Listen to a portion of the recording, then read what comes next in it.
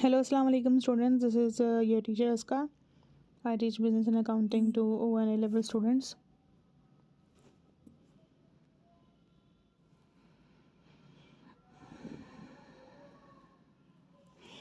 Okay, so this particular video is for paper 1, AS levels, variant 3. So I don't have paper this time, but yes, I have questions. So since we know that there is no case study in paper 1, so that's why there is no need to see the whole paper. If you have papers, so you already know that we do have these questions. Okay, so the first question we have that we have to define the term labor turnover. So this is a 2-marker question, so that's why we just need to write the definition here. So labor turnover refers to the rate at which employees leave a business and are replaced by the new employees over a given period, and it is usually expressed as a percentage of the total workforce.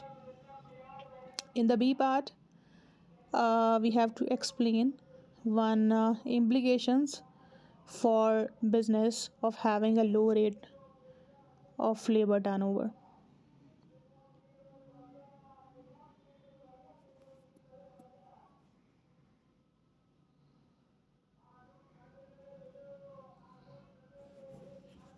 Okay, so a low rate of labor in turnover implies that employees stay longer with the business, and this can result in reduced equipment and training cost. As fewer new employees need to be hired and trained, and additionally, it can enhance productivity and efficiency since experienced employees are familiar with the company's processes and work environment. The second question and A part is that we have to define the term product differentiation.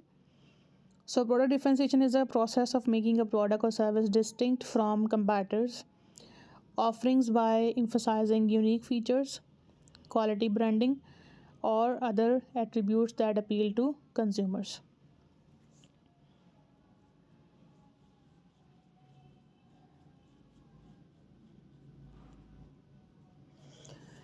In the second question, B part, we have to explain the one reason why product development might be important for a business.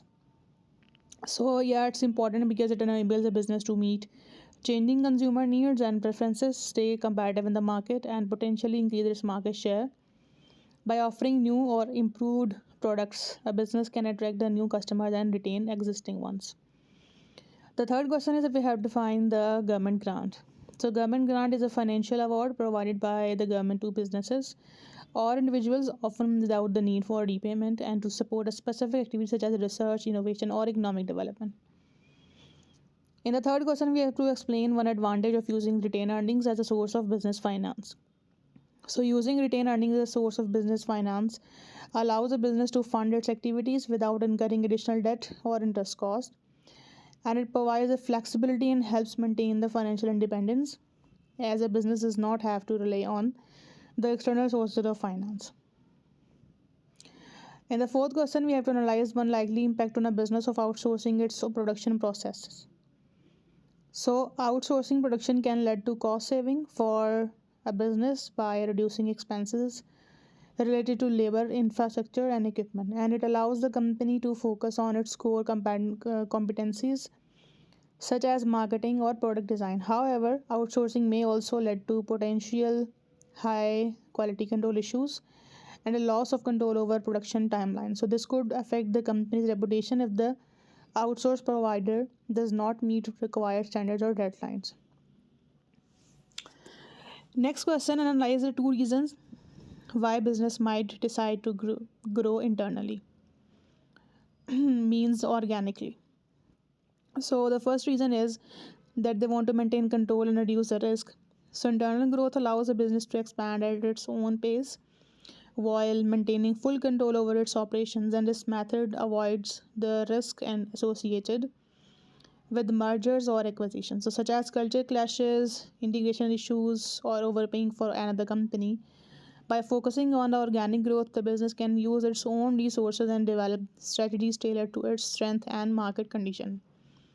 So, for example, increasing sales through improved marketing or product innovation ensures that the business grows sustainably without the uncertainty of external partnership. This approach reduces the financial and operational risk and helps the company's identity and culture, which are critical for long term stability. However, the growth process may be slower compared to the external expansion method. The second reason is building on existing strength and expertise. So, organic growth enables a business to leverage its existing resources such as skilled employees, brand reputation, and customer loyalty. So, for example, a company might invest in new product lines, expand its customer base through enhanced marketing, or enter new markets using its established expertise and network. So, this approach allows the business to build on what is already does well, creating sustainable and scalable growth. So, by growing from within, the business minimizes the need for external adjustments and ensures that growth aligns with its long term strategic goals. However, the business may face limitations if its internal resources are insufficient to support the larger scale expansion. The next question is for 12 markers. Evaluate the view. Even a friendly merger between two social media companies may not be successful. So, what is merger? First of all, we need to define it. So, merger between the two social media companies, even if friendly, involves combining operations, resources, and strategies to achieve synergies. While it may appear promising, various challenges can hinder its success. So, the first one is argument supporting the view. So, the first one is the cultural differences. So, even in a friendly merger, differences in organization's culture, leadership style, and work practices can create friction. For example, one company may value innovation and flexibility, while the other may prioritize the structure and processes. The disparities can lead to misalignment of goals and decreased employee morale, ultimately affecting the productivity. The second argument is integration challenges. So, merging two companies' technologies, users, bases, and operational systems is complex. So, differences in platform, architecture, data handling, and user experience may require significant time and resources to harmonize. So, failure to integrate these systems effectively could disrupt services and alienate users. We just need to write two arguments. Now, let's discuss the arguments against the view. So, the first one is that synergies and cost savings. So, a merger can result in economies of scale by combining sources such as marketing budgets and development efforts and operational costs. This can make the merged entity more competitive and financially robust. Second one is increase the market reach. So, by combining user bases, the merged company can significantly expand its market research, reach, and attract the more advertisers. For example, integrating the features from both platforms could create a more comprehensive user experience, enhancing engagement and attracting the new users. Now, let's see the evaluation and conclusion. So, while a friendly merger offers potential benefits such as synergies, expanded market research, and innovation, its success depends upon overcoming significant challenges. Cultural clashes, integration difficulties, and regulatory hurdles can undermine the expected advantages. So, the extent to which the merger succeeds will depend on the company's ability to effectively manage these challenges and align their strategies. In conclusion, even a friendly merger between social media companies carries risk that can hinder success. Effective planning, communication, and a focus on integration are critical for realizing the potential benefits and minimizing the likelihood of failure. Now let's see the other question for 8 markers that analyze two reasons why business might use external equipment. So the first reason is that they have access to a larger talent pool.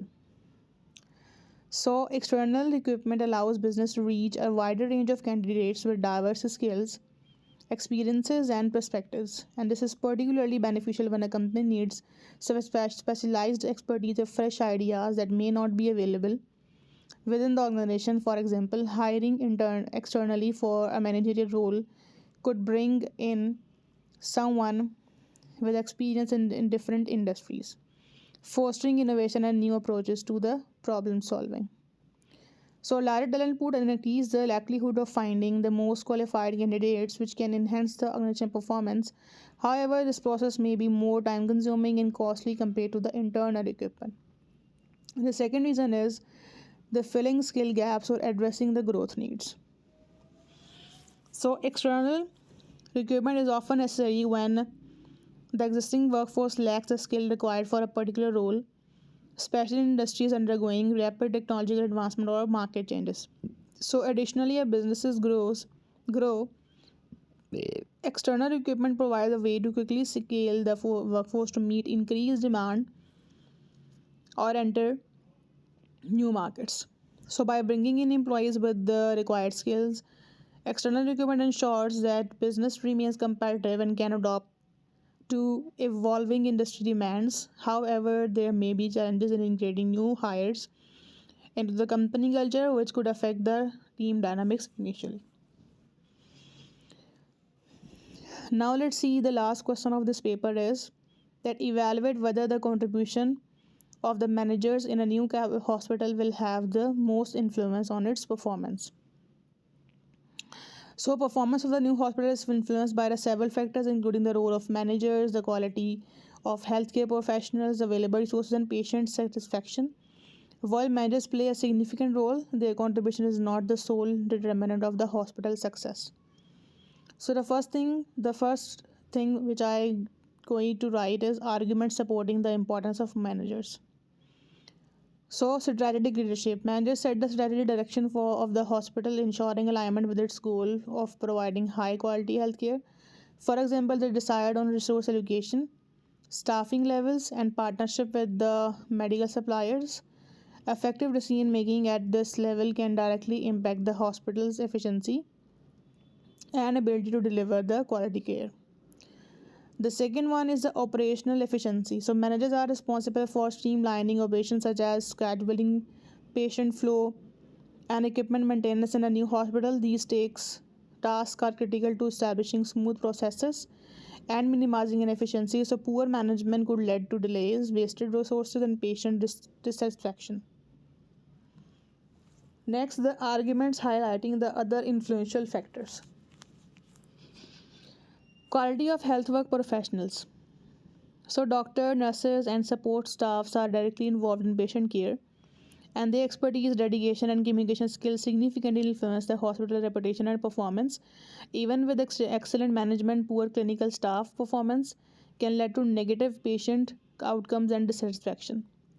The second argument is availability of resources. So, a new hospital's performance heavily depend on its infrastructure, technology, and financial resources. So, for instance, state of the art medical equipment and sufficient funding for medicines and facilities are crucial for delivering the high quality care, and managers can only be effective if they have access to these resources. And these factors are interconnected, and the absence of one can undermine the effectiveness of the other. So, for instance, even the best managerial strategies cannot compensate for poorly trained staff or outdated equipment. So, while the contribution of manager is critical in ensuring the smooth functioning and strategic direction of a new hospital, it is not the sole factor influencing its performance. A collaborative effort in involving competent healthcare professionals, sufficient resources, and a focus on patient satisfaction is essential for success. Managers act as enablers by providing the structure and support required for other elements to function effectively. In conclusion, while managers have a significant influence, their contribution alone is unlikely to be the most decisive factors.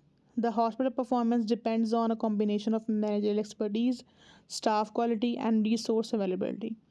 So, therefore, the role of manager should be viewed as one crucial component in the broader ecosystem.